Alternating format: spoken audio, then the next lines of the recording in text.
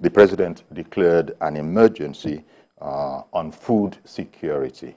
And we've been talking about it ever since. Today we have someone, we've been talking with experts, and we intend to also speak with people who are directly in that sector. And one of them this morning is Mr. Redsin Tedeke. Mr. Redsin Tedeke is a convener and president of Bat Cash National Farmers Forum, as well as the multi-purpose cooperative society. He's also managing partner at NFGCS Farm Estate. And quite frankly, it goes on and on. He used to also be in the Presidential Campaign Council of APC. So a fine morning to you, Mr. Tedeke. It's nice being here. I'm talking to the legendary YORI, FOLARIN, Uncle YORI. It's nice being in the program. Thank you very much, sir. You're far too kind. Thank you. Now, in your community, how did you receive the news of this declaration of an emergency as far as food security is concerned? Among Nigerian farmers, the declaration of emergency on food security was more important than fuel subsidy, was more important than the normalization of the forest rates. It tells you of how much farmers felt relief that yes, the concept of building Nigeria from within, the concept of looking at what is most important to the Nigerian people, and then utilizing that for the growth of the Nigerian state, that it was finally coming to the front burner of the Asiwaju presidency, which is also the farmers' presidency. So farmers were happy. Farmers were pleased that the direction and focus is shifting to what we currently have control over. And what do we have control over? We have control over our land. We have control over our population. If we're able to utilize our land and our population with the right policies, there is absolutely no way this nation will be hungry. And so, like the president said, food security is national security. And so farmers were happy all across the country that the focus was turned to farmers, which is exactly what Nigeria should do.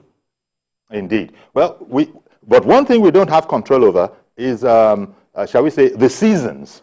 And the president brought this forth when he said that Nigeria must be able to farm year-round. This whole matter about seasonal farming, we can't afford it. Give me your commentary on that. We've got to get to a place where we can farm all the year round.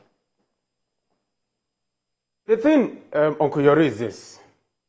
First question you ask is, have we actually even utilized the rainy season farming effectively? The answer is we have not. However, why should a nation of 200 million people, over 70 million hectares of land, and about 40 million of that arable, why should we only farm only during the rainy season? That is wrong.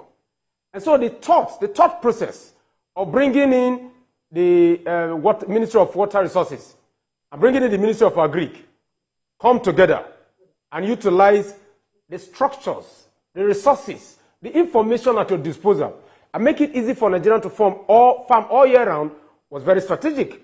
But it's not something new. So in one way or the other, it's a continuation of what the last APC government did. What it did that the Buhari government did was to focus massively on reactivating majority of the dams, particularly in the south, that are used to hold water for all year round farming. Now, this is not a complex process. I often say that one of the challenges of those who are educated, particularly foreign educated in agriculture in Nigeria, is that they have strategic knowledge, but they are strategically very ignorant. Rain-fed dams are a core component of driving rural productivity, rural farming, massively within a couple of months or within a year. What do? You activate your normal dams, or you look at water channels all across the country. They create rain-fed dams so that you hold the water all year round, and then during the dry season, that becomes your first source of attack. Utilize that water for vegetable and the rest during the dry season. So you can farm all year round.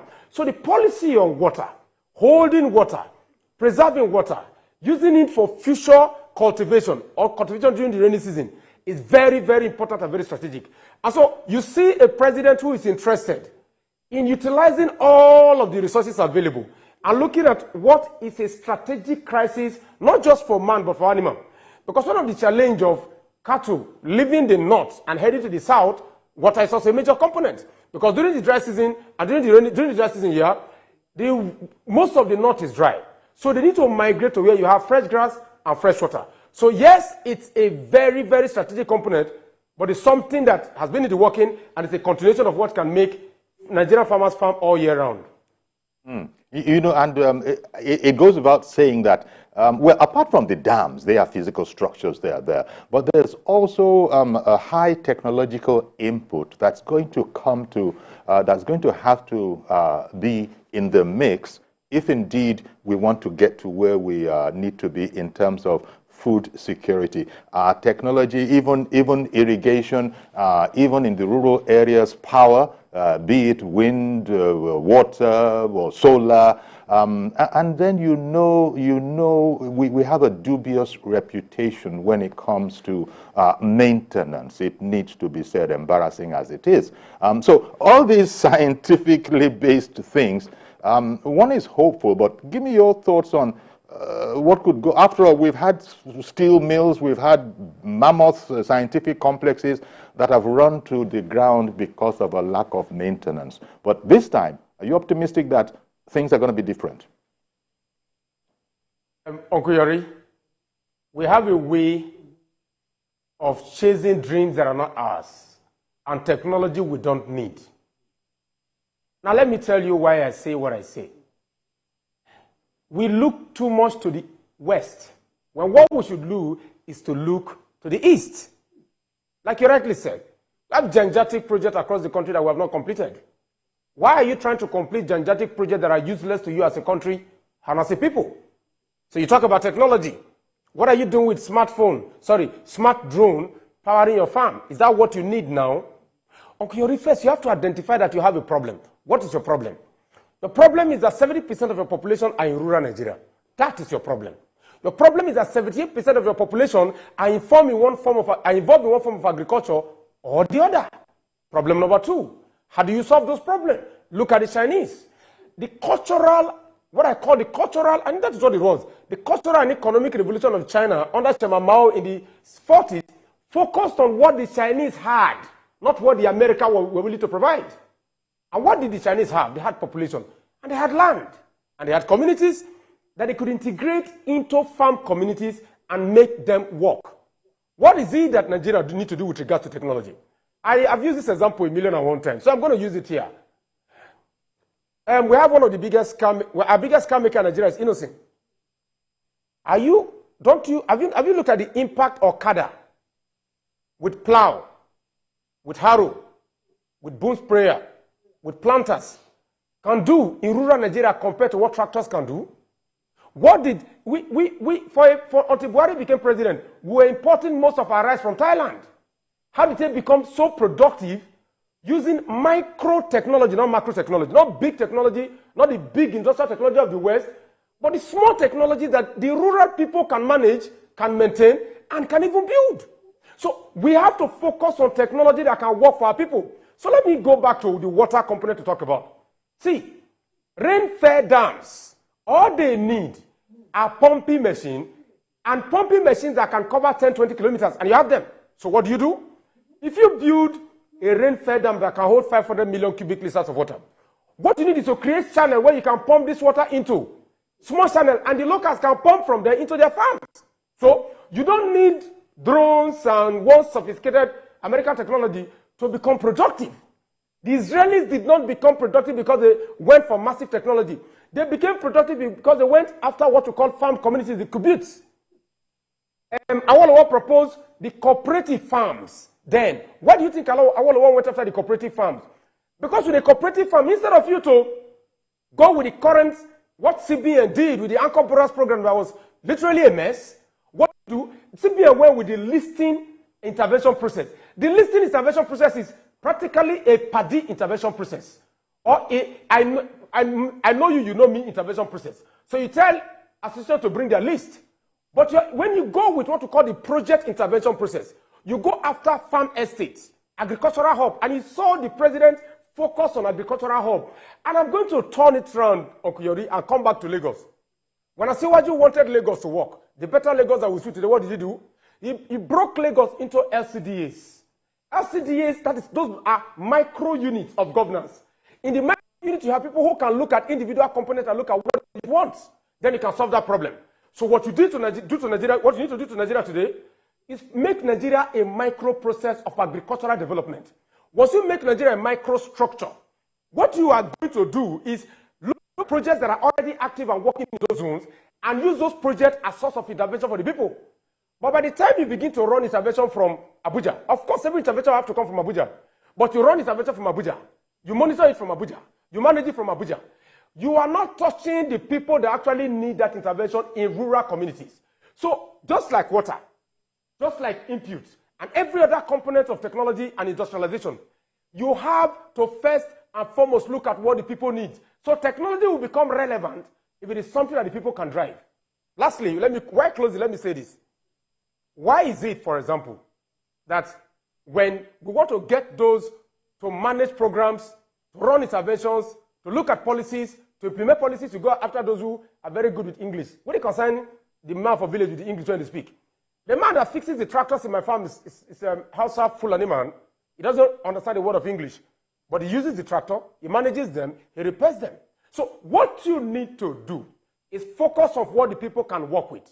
So if the technology is a technology they cannot work with, it is useless to your productivity, it is useless to your growth, and without agriculture, we cannot secure rural Nigeria. So technology that we must focus on must be technology that drives the desires, the capacity, the ability, and the interest of the people in rural communities for the greater good of the Nigerian state. That is exactly where technology becomes effective, not because it's coming from America or the West. I prefer going to the East. Indeed. Working with what we have and what we know best, yeah, people can help us, improve on that. And when you spoke about the Israelis earlier, I remembered having read an article or seen a film somewhere where it was just a matter of, they're very ingenious and, study scientific and all of that. And so the Israelis, without having a landmass, were producing food simply because they came up with this whole idea of, instead of soil, growing them, I'm sure you know all about this, out of water. Just putting the required nutrients into special contraptions. So a person that didn't have land was able to generate, tons of produce. Well, that is scientific. I just remember that when you said that, look, we've got to take what we have and bring what we need out of that. So we might not quite, that might not even be our style, because I'm happy that you said, look at what the Chinese did, look at what everybody else did. Everybody does something according to their own environment. But let's talk about a key part of all of this, which is storage. It is said that up to 60%, I was shocked when an expert told me that figure, that up to 60% of some produce go to waste. So that is also a savings that we're going to be able to make once we keep our eye on the ball and we are guided aright, isn't it? Storage is very strategic, but what is most strategic, what must go with storage is the ability and the capacity to process what you produce. Look, okay, process crude oil costs, process produce in Nigeria, what you produce locally. The crude oil costs must not be repeated in agriculture, or we are not going anywhere as a country. Now, there is this mindset. Nigerians will have a very typically wrong mindset of everything that is foreign is good, everything that is Nigerian is bad. I always tell people, I say, look, if your rice has stone, eat it. You will develop the ability to remove stone better if you are eating your rice that has stones. Toyota was rejected by the Americans in the 50s. Today, Toyota is the largest car maker in the world. In the 80s, Uncle Yori, maybe China was rejected in Nigeria now. I was born in 1976, the year Malaysia came here to learn how to grow palm oil. And today we import palm oil from Malaysia. So the first thing that we need to do, and the former AFDB, the current AFDB president said that when the price of cocoa collapsed, cocoa farmers in Africa suffered, but chocolate producers in the West did not suffer. So when I listen to people and they talk about the theory of competitive advantage, David Ricardo and other guys, that was then. There is no Western nation that grew and developed the theory of competitive advantage. What needs to happen, YORI, is this. Storage is important, but every storage point must also have processing plant, even in the villages. Kaduna is one of the largest producers of ginger in the world. But YORI, if you go to most of our shops across the country, you see ginger tea made in China.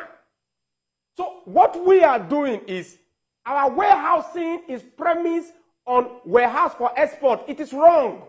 You go to the banks and all they talk about is, come for lectures on how you can export and earn forex. Why are you chasing dollar? Anything they pursue, they run away from you. Anything when you pursue, YORI, they run. What do? You develop productive capacity at home. Your storage capacity, your storage ability is dependent on your understanding that, look, I am warehousing to be able to produce, to process, and then at least sell at what I'm selling out, what I'm shipping out, what I'm exporting is based on adding value that I've added to the process. And so the thinking should be, yes, we need to eliminate waste in the system, but it is because industries are not close to the people. That is why when they harvest, they need to think of a way of warehousing them before moving them to the market to sell. So the entire concept, the entire process of commodities board is fantastic. But like I've often said, if you're not producing enough, then the commodities board cannot work. Commodities board becomes productive, marketing board becomes effective because, I'm going to say this, I'm a Marxist, so you can understand where I'm speaking from. The concept that government has no business is flawed. Because the American farmer, the European farmers, the Indian farmers, the Chinese farmers are the most subsidized in the world. YORI, most of these farmers in the West get their facility to farm at less than 3%. We in Nigeria, the best you can get for the central bank is 9%, and that is horrible for farmers. Now, we in Nigeria get at 9%, we must pay by annually, and then you don't have the long time to pay. So the focus must be, how are you going to build, and that's one of the things that the Agricultural Emergency Declaration of Food spoke about. We need to focus on the process that you are warehousing what you are producing, you are processing what you are producing, you are adding value so that you don't just put container, yam inside container, take it to Europe and they will reject it. Come, all the yam they reject, we don't the shop for here. We don't finish after the shop here. They are the ones that have GMO-enabled food, but they go reject your own way they plant naturally for village. What does that tell you? Nobody is interested in your productive ability. So our warehousing capacity must be driven by our ability to begin to process everything we produce. We should stop selling cashew nuts. We should start adding value to cashew. Just as we're adding value to rice instead of selling paddy.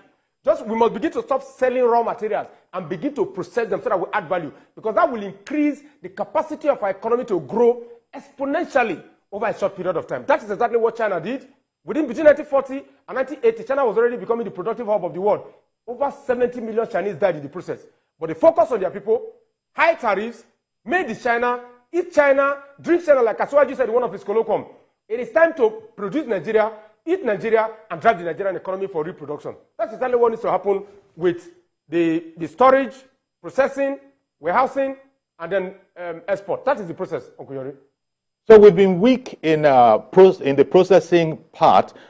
In fact, as you were telling that story of the crucial nature of processing, I recall that Côte d'Ivoire seems to also illustrate that point. I understand that the best chocolate in the world comes from, cocoa grown in Côte d'Ivoire, but it was like pennies to the local people simply because they weren't processing. And so they took a totally different approach. And now, what you are talking about, they added, processing to their chain, and things are looking up. So that's what you say we need to also become familiar with in Nigeria, right?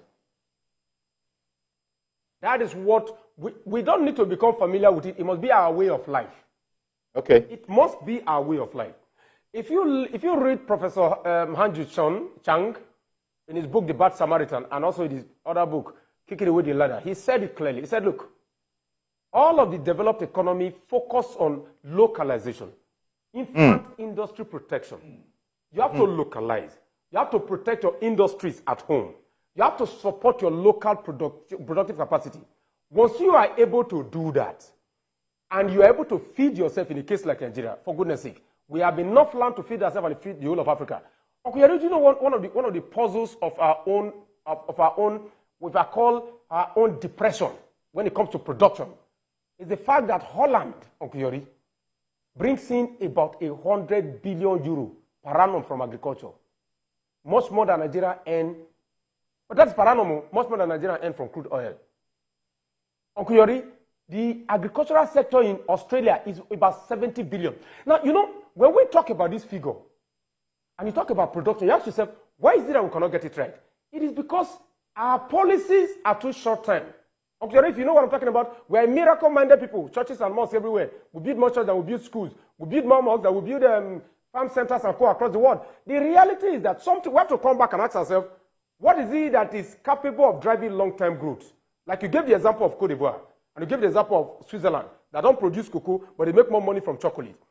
What we need to do is to come back home and ask ourselves, what is it that we are not doing right? Yeah. If we, I'm going to use this example, and I'm going to use this. Wait, I beg your pardon. I beg your pardon. I beg your pardon. Can you, let me bring in this caller who has been waiting, and then please you resume. Remember that you wanted to give me an example. But in the meantime, good morning, Mr. George. Thank you for calling in and indeed for holding on. Good morning, Uncle Yori. Good morning. Good morning to your guest. Yes. I like his positivity. Uncle Yori, general, can you hear me? Yes, we can hear you. Yes. General insecurity in the country has been a major impediment to farmers in Nigeria. And I'm happy that the government of the day is doing something about it. With all what your guest has been saying, you will see, if you look at it deeply, you see that security, for food security itself to take place, insecurity in the land must be addressed. And the government is doing it. But there is something I need to point out. The new Chief of Army Staff made a pronouncement a few days ago that there will be no amnesty for bandits. And he's going about it, and he wants to get rid of them. But I'm hearing some security analysts saying that he has no right to create such a policy, and that it is not the right way to. I didn't want to tell the Chief of Army Staff how to do his work. I will want to seize this opportunity to appeal to the President to allow the security chiefs to go ahead with getting rid of insecurity in our land, irrespective of what these intellectuals who call themselves security experts are telling him. That position of the Chief of Army Staff is the way to go. All right. They cannot be crying that insecurity is everywhere, and when they want to address it, the same news saying that that is not the way to do it. Yeah. I cannot put it together. Okay. All right. Thank you very much for calling in, Mr. George. Going back then, Mr. Tedeke, going back to this, well, first of all, I interrupted you. You were going to give me an example. So maybe you'd like to pick it up from there. I will continue the example. Let us talk about insecurity, if that's okay, Yori. Sure. Nigeria does not have an insecurity problem, sorry. We have an economic problem. Let me repeat myself. Nigeria does not have an insecurity problem, we have an economic problem. I got to Kaduna in 1989. I did not know the difference between a Fulani man and Urobo man like myself. Okay? We all lived together one. In my community in Gati, Kukuna local government in Nasarawa State, where I set up my own farm estate in 2017, when President Buhari said go to the farm, we have not had one single case of insecurity in a land stretching over 1,000 hectares. Okay, the focus must be on what are we getting wrong, like I said. If rural Nigeria becomes productive, insecurity will be a thing of the past.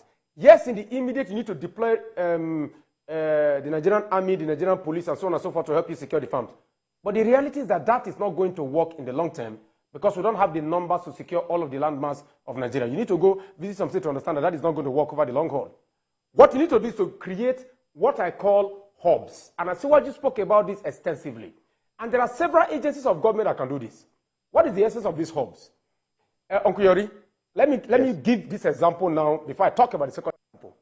If you have a cooperative in Lagos State is mostly known for fish farming and for poultry. Why? Because you don't have the land. Now, if you have a central hub in Lagos that takes care of the needs of all the fish farmers and the poultry farmers in Lagos, and every fish farmer and poultry farmer knows that you don't have to come to Abuja to be able to have access to government intervention and support in Lagos. What you are going to see is have an explosion from the center, from that point, from that hub, and more farmers are going to be coming in. It's almost like a mutating virus where as it's growing, it's getting bigger. As it's getting bigger, more are going to be attached. So what you need is to have those hubs. And that is exactly what Asiwaju did with the LCDAs in Lagos. Create micro units, empower those micro units, give them the ability to be able to govern and to lead properly. Once you have all those farm estates across the country, the CBN intervention is not going to longer be focused on a list that is going to be submitted by governors or politicians. No. It's not political associations, farming associations that are only present in Abuja but not present in their villages. They are not going to be focused on, CBN is not going to intervene in those places at the local government, at the zones where the farmers that have the mandate of government, that the farmers can go to and have tractors, that the farmers can go to and have implement. Now those units can be secured, and then it becomes expansive from those centers.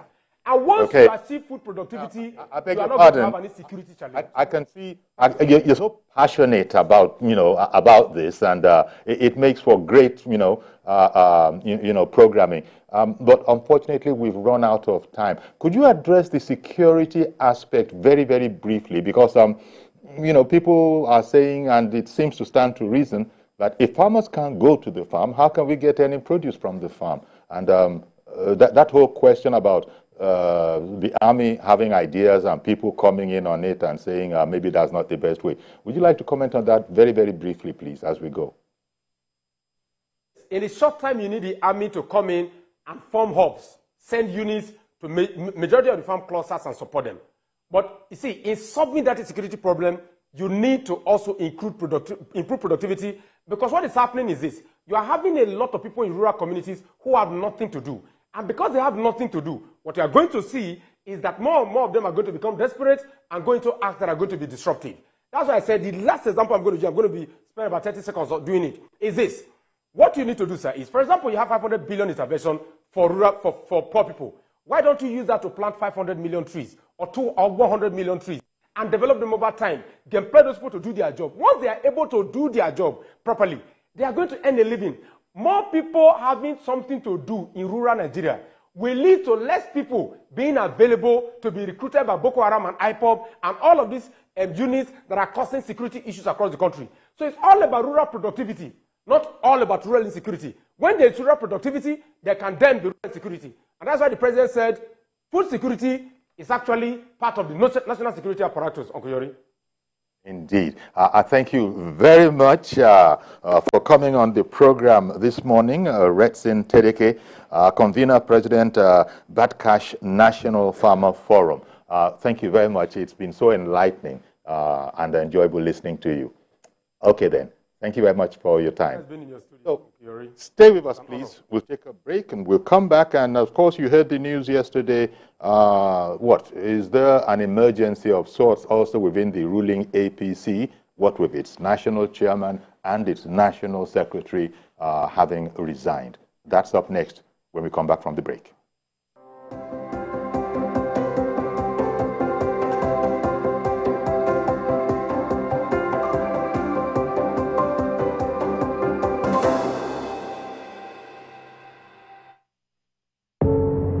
Doubt and fear doesn't occur at the canvas, it shows in the canvas. It shows the conation of raw earthen material slabbed, stroked and molded at a pace provided by the doubt and fear. Every move way in the struggle of one to the other, merging the past to the present, brushstrokes of colors seen but not known. For when the wailing stops, the pieces settle down in abject beauty erected for a century of a century.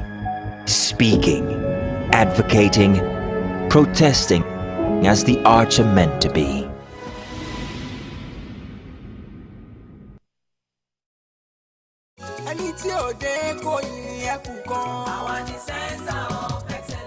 Lagos is the most visited state in Africa as the 5th largest economy on the continent.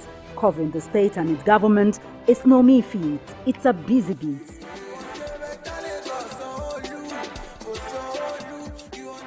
We go beyond the curtain of tapes to travel in far into the deep. I want to thank the Lagos State government for the healthcare facility to bring stories that cut across all spectrums. A greater Lagos shall be ours. We tell you stories that define our collective well-being as Lagosians. I'm Adedoja Salamadeniyi. I live in Lagos, inside Lagos.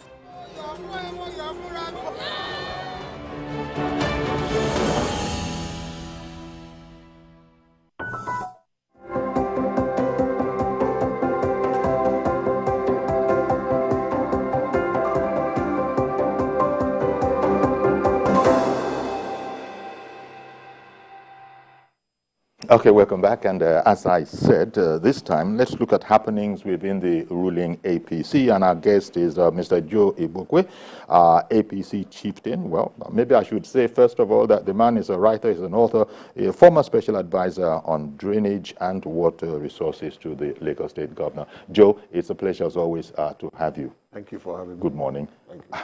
So, well, yesterday there were so many, the news reports were saying it was a controversy, but I think by now it's not a controversy anymore. The national chairman has resigned, the secretary of the party, national secretary, has also resigned. Did APC implode? It's part of democratic process. It's part of them. It wasn't an implosion. Yes. It was part of the democratic process. Democratic process. I saw it coming. Okay. I saw it coming. When you say you saw it coming, Joe, where indeed were you standing? Because when you saw it coming, a lot depends on your positioning, your view. Was it when, now we can refer to him as the former chairman, when he said that it was the former president's wish that the Senate president was the candidate of the Senate president at the time? Yes. You were in that area, so you saw that. What we know, I've been there for a while, so we have information. I'm an information person. Yes. I was the publicity secretary here for almost 15 years, so we have information. I led the conference of APC publicity secretaries across Nigeria for 6 years. For 6 years, so I understand the party very well.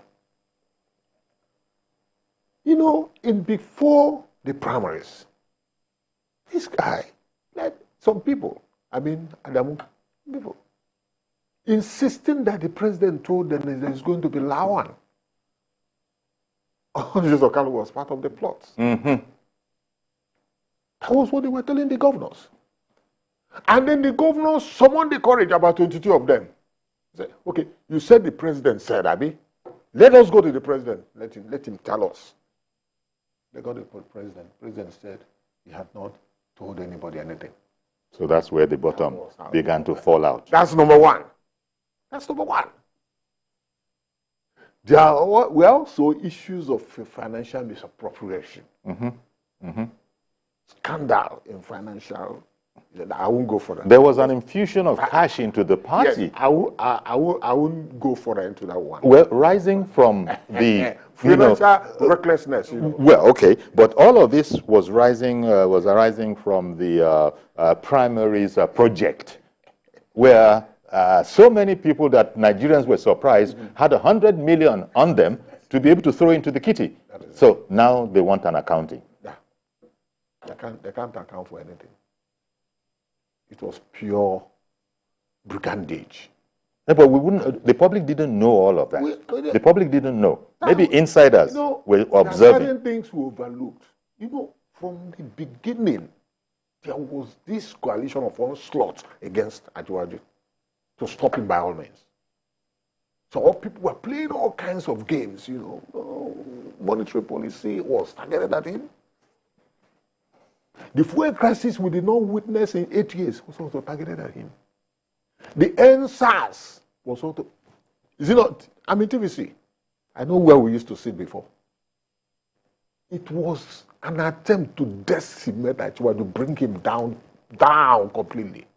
Because they knew he's a force to be reckoned with, that nobody, it will be difficult to stop him. But some of us insisted. The monetary policy, NSAS, petrol scarcity was a clearly plan, all of these were, action. The enemy within action. To bring the man down. Well, that certainly is it's a problem. Then, of course, the issue of who after the issue of who becomes the party flag bearer. There was also this issue of don't forget that governors from 1999 to 2007 went to see Achiwaju when he had won the election. Adamu was not there. Well, he was the chairman of the party. Adamu was not there. But he was the chairman of the party. But is the governors it was from the class 1999 of to 2000, all of them went. Only one man sat back. Okay. Well, what happened? I hear what you're saying, but personally, I would have said that could probably be explained that I am the chairman of the party now, and I'm so busy and all of that. I just added my TV. He's the one that is supposed to lead them to that place. Okay. So this is how another shocking signal. So this is how people read the signs. We are not babies in this business. Signs. We are not babies in this business. So it doesn't look like he was totally supportive of the ascendancy of Asiwaju Bola Ahmed Tinubu. It didn't look like it. Yes. And I suppose the proverbial last straw that broke the camel's back must have been when the national when the National Assembly election. The National Assembly. He criticized the National Assembly that he's not happy with the outcome. Who told you? He even He even said that it was unknown to the party, the formula that clearly President Tinubu must have approved. Clearly. When you win an election as the president of any federal republic, you become in charge of the party. Yes. You are the number one, the numero But this is well known. Of the party. So he decides what happened. You can't do anything within the party without the president knowing about it. He's now the leader of the party. So Adamu is under him. You can't do anything without the knowledge of the president. You know what it means to win the presidency of the Federal Republic of Nigeria. So this is the signals. 1, 2, 3. Betrayals. You can deal with that person. You can work with that person. When we now heard about the, of course, all these points that you make, as you said, 3 key issues. Yes, key issues. You don't need anybody to tell you there's no loyalty. And once it's or for that matter, love lust. You can't trust. The issue of trust is there. You can't trust him any longer. You remember what happened between Obasanjo and Audogu? Yes. When your sitting president will not be just sitting when party is taking decisions. Obasanjo drove to his house. He brought food. Obasanjo ate the food, drank, and after they went and put hand inside the pocket. Resignation paper. Undated. Undated. Put your signature. So, well, see, politics is not for the faint of heart. You must have, you must be, If you don't play politics, you'll be thrown under the bus. Politics is a serious business. Go and ask the Jews. They were into business. Business all over the world. There are those until Hitler came. What would you say to those who are saying that this kind of turbulence within the party, isn't it a bit early since ascending to power? Shouldn't the president have tarried a while, let the whole ground stabilize? Delay is dangerous. So it's all about delay is dangerous. Opportunity. If you don't deal with it, you may lose your focus. These are things you cannot. Delay is dangerous. These are things you can't. You win election first. When you win election, you now put something inside your pocket. You now begin to go and deal with issues, and work out people who is going to work with you. Bring them out. Okay, let's see if we can get other perspectives. Someone's on the line. Who is waiting to come into the program? Good morning, Tony. Yes, please. Good morning. Good morning. Thank you for calling in. Go ahead, please. Yeah, I want to contribute.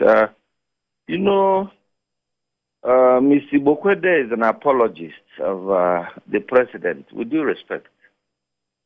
You know. You mean he's a supporter of the president? Yeah. Yes. Okay. If you the word supporter, unalloyed. The word supporter. Yeah. He's a firm supporter of the president. That one is not in dispute.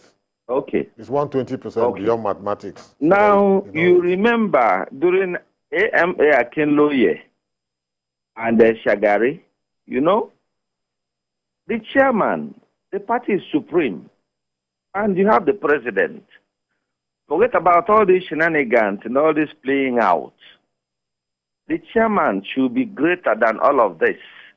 He should call even the president to order.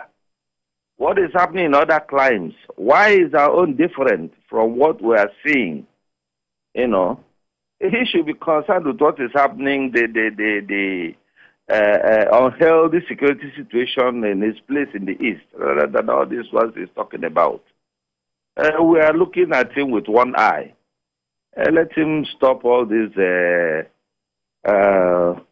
way he's going about things.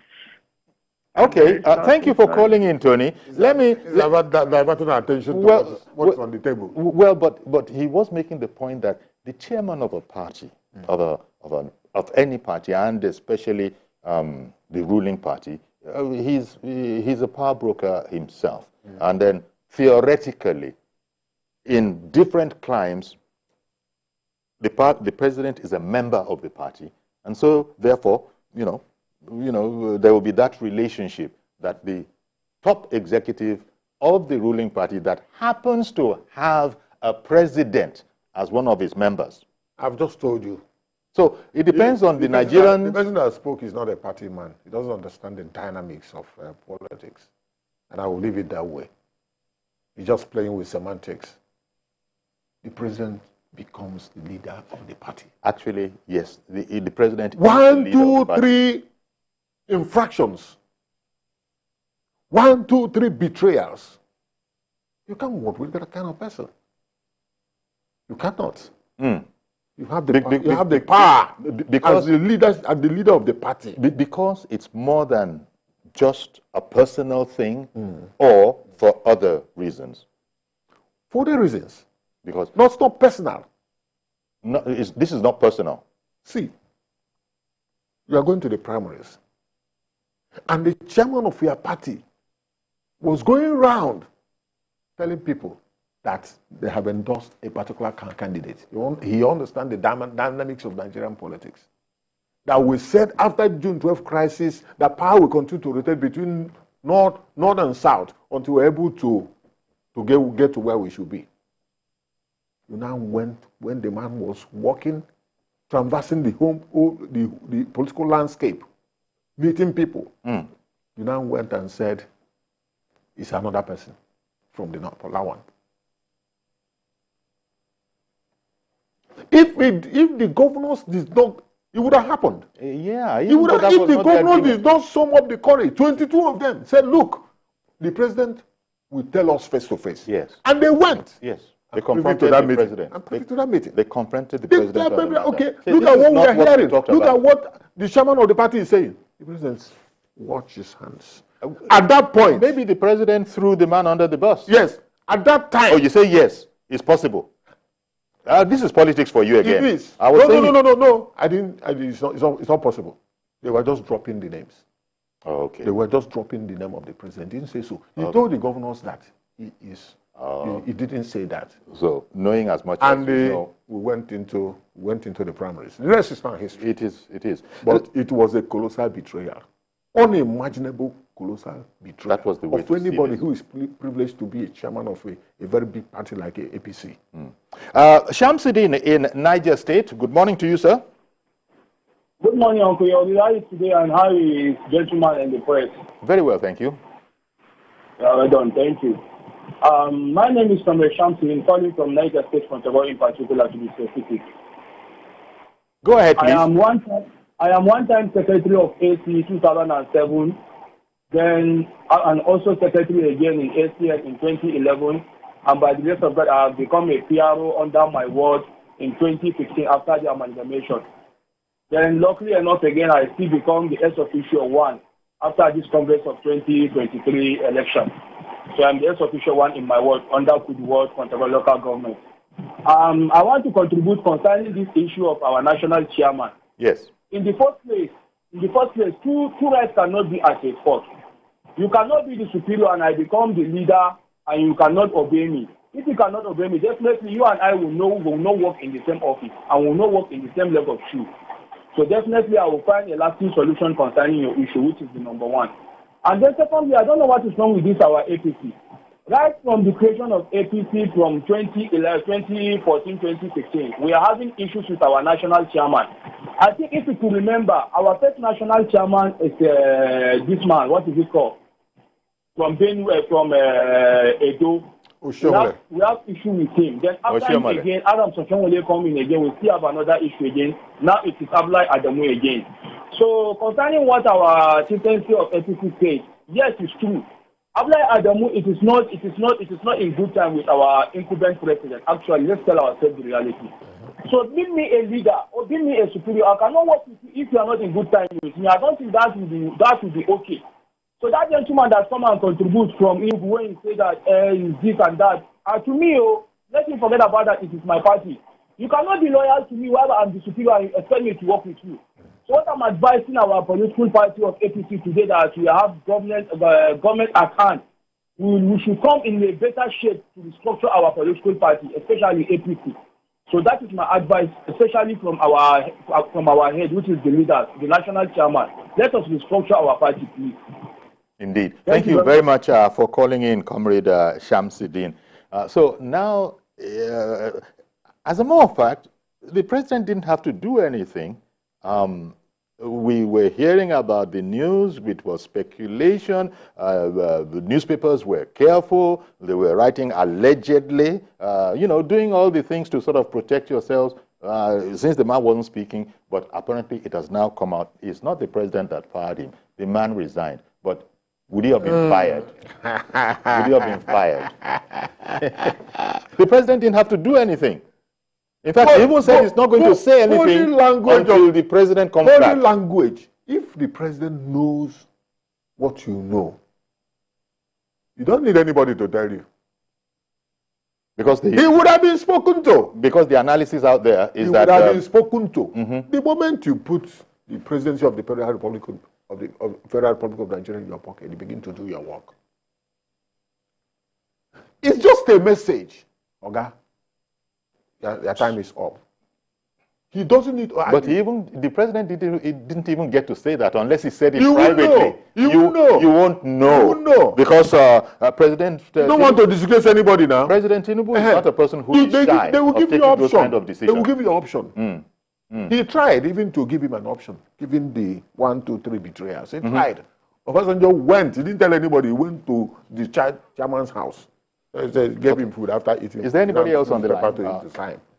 Anybody else work with a betrayer? Ibrahim is on the phone. Ibrahim, good morning to you. Oh, Ibrahim in Kaduna. Good morning, Uncle Yori, and good morning to your guests. Good morning, sir. Very, very delighted for this connection this morning. You see, I if time permits me, I don't know if I want to use one stone to kill two birds. The way you say. Am I communicating? Yes, we can hear you. So what I really want to say here is this. I want to use one stone to kill two birds. The first topic that you brought in and this very one. Right. But in a nutshell, let me just start with this present issue. Thank you. Now, limit yourself to this one. The scenario that occurred yesterday is not a new thing. In a real politician who is really a technocrat. Now you can see, now the present president is getting it right. It's not like the way they use the former president to do whatever they want to do. It is not going to work this time. I'm telling you, the incoming chairman of the party that's going to take the affair of this party, you will see the way it's going to at least manage the situation on the party. Because why? Party is the umbrella that covers whoever that you belong, whether political or whatever offices you hold. Whether you have a political party. The party chairman is the person that will share the affair, and he cannot do so without the sitting president, because the president is the overall leader. The way they say. Now you can see how the politicians want to get things right. This is what this present government wants to do. And we hope that, yes, it will get right, so that let everything go right to the right direction, not in the wrong direction again. That is so. So what that happened yesterday is a good development for the party and indeed Nigeria as a whole.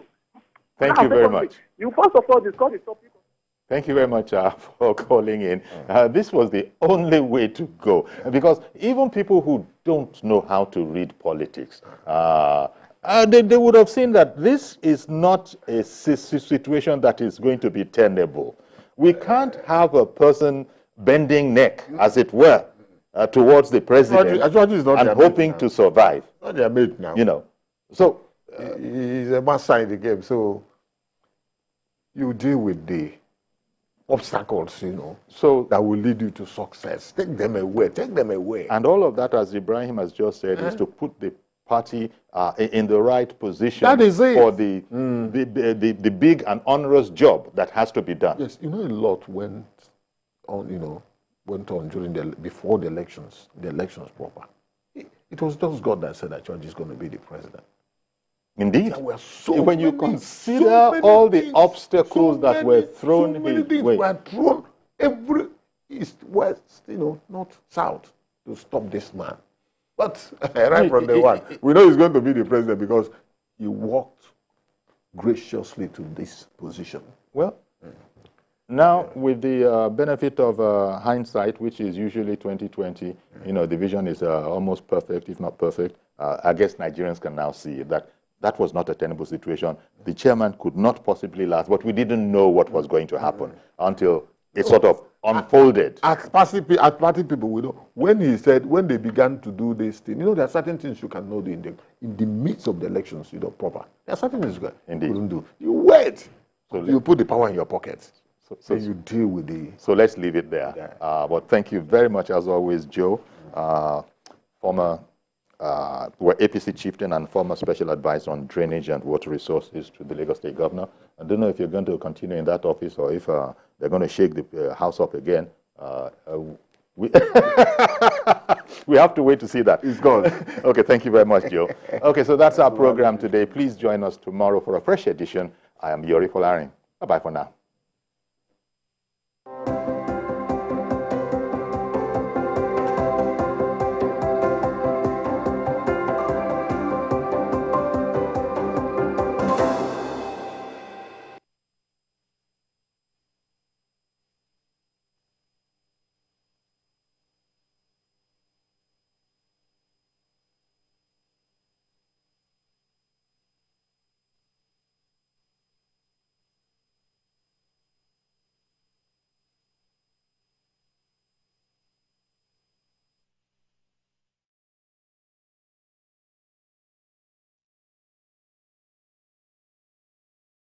The following is a paid presentation by ShopX TV. Do you spend the night trying to get comfortable? Your knees rub bone on bone. Your back and hips ache. You wake up in pain? Not anymore. ShopX TV is proud to introduce the Contour Legacy Pillow, the patented, ergonomically designed tapered leg pillow that naturally fits the contours of your legs, knees and thighs to help align your spine and alleviate pain. Watch, when you sleep on your side, your leg falls forward, twisting your pelvis and lower back, putting pressure on your spine, hip and sciatic. But the Contour Legacy Pillow cushions your knees and cradles your legs, relieving stress on joints while restoring your lower back alignment. Sleeping on your side, your leg comes over and puts you out of alignment, causing lower back pain, hip pain, even knee pain. By using the Contour Legacy Pillow, it restores the natural alignment of the spine, helping to alleviate pain and pressure, leading to much more restful sleep. Old-fashioned leg pillows are bulky, but the anatomical design of the Legacy Pillow fits perfectly the shape of your body the way nature intended. You can even use two together for full leg alignment. Legacy Pillow is exclusively ventilated, so it always stays cool and dry. With top crescent design, it cuddles up to you perfectly and easily moves with you. Ordinary pillows go flat, but the Legacy Pillow is made up of soft memory foam, so it never loses its shape and the cover is machine washable. The Contour Legacy Pillow is now available in Nigeria, exclusively from ShopX TV. You could be paying up to 500,000 naira for an orthopedic bed that doesn't properly support your spine. But call the number on your screen now and get 2 Legacy leg pillows for just 69,900 naira and get relief from back and hip issues. But wait, if you call now, we'll upgrade you to the Contour Better Sleep Collection. The collection comes with 2 Contour Legacy leg pillows and 2 Contour Cool Gel head pillows at no extra charge. The Contour Cool Gel head pillows' soothing orthopedic support will cradle your head and neck for full alignment, while keeping you cool all through the night for the best sleep of your life. Incredible! That's 2 Contour Legacy pillows and 2 Cool Gel head pillows for just 69,900 naira. And that's not all. Place your order now and we'll also deliver your Contour Better Sleep collection with no shipping charge. But hurry! This is an exclusive ShopX TV offer and only available for a limited period. So, call now while stock lasts. Your rest is your wealth. The proceeding was a paid presentation brought to you by ShopX TV. Never miss a moment. Instant breaking news from all over the globe. Live streaming of your favorite programs delivered directly to you. Watch anytime from anywhere on your mobile or smart devices. Download the TVC News app today. Available on Google Play and Apple Store.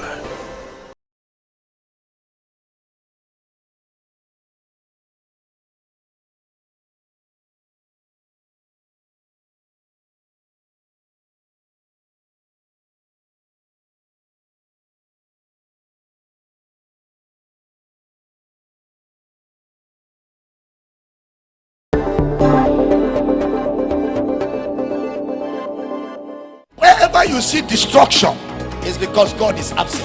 There is no destruction in God. So who started killing from Genesis? Satan. Jesus exposed him. The thief cometh not, but for to steal, to kill, and to destroy. But I am come that you may have life and have it how much? More abundant. I prophesy as your amen is coming like thunder. Whatever is yours, receive it now.